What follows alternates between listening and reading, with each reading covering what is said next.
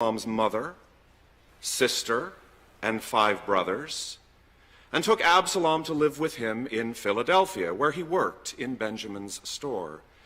But he was allowed to get a night job where he could keep his earnings, and he also found time to attend a Quaker school where he learned to read and write. When he was 24, he'd saved up enough money to purchase his wife Mary from her owner, and 14 years later, using his own savings and with a little help from his father-in-law, he finally paid for his own freedom. Like many other free blacks at the time, Absalom began attending a Methodist church in Philadelphia. After Methodism's founders, the Anglican priests John and Charles Wesley, came out strongly against slavery. Along with his new friend, Richard Allen, Absalom was licensed as a lay preacher at St. George's Methodist Church, just a few blocks from Independence Hall. Now, Absalom and Richard were such compelling preachers that they began to draw large crowds of African Americans to St. George's. Well, the white leaders of the congregation had mixed feelings about that, so they decided the black folks had to sit in the back and along the sides. But the numbers kept growing, so in 1791 they constructed a special balcony just for African Americans. And it was probably from a vantage point in this balcony that Richard Allen observed a scene which he described in his journal. Sometime in 1792, Absalom and a fellow black parishioner were kneeling at prayer on the main floor when an usher came along, yanked them to their feet, and told them to go sit where they were supposed to. At that, African-American member of the church stood up, walked out, and they never came back.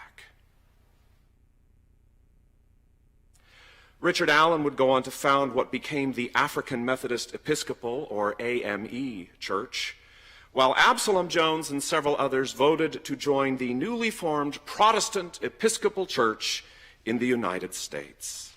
Together, they founded St. Thomas Church in Philadelphia, which continues to this day, and I used their website to fact-check my understanding of these events.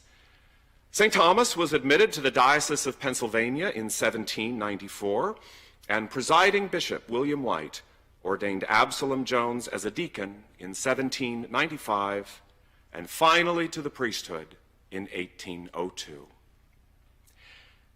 And I wish I could say they lived happily ever after, but of course there's a postscript. On the pretext, there's a postscript. On the pretext, no seminary would take him, and he didn't speak Greek or Latin, then a prerequisite for ordination that had been. The Diocese of Pennsylvania refused to seat conventions. Absalom Jones died in 1818. St. Thomas was excluded from diocesan convention until after the Civil War.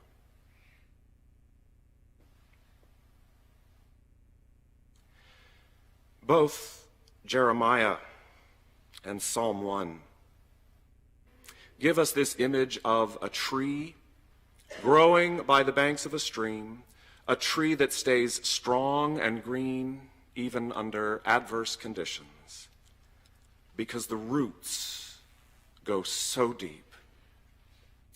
And I think, what faith, what incredibly deep faith Absalom Jones, Richard Allen, and so many others must have had to endure so much cruelty and so many indignities.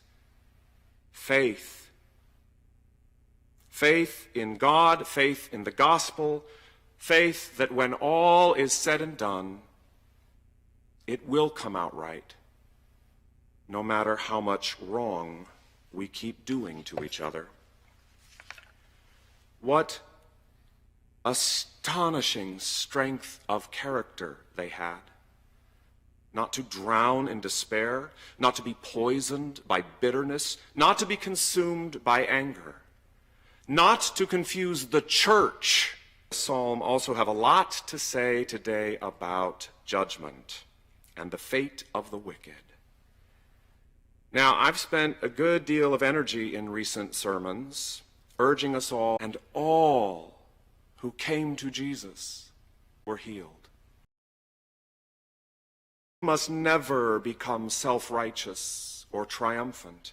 We must never arrogantly assume we know who's going where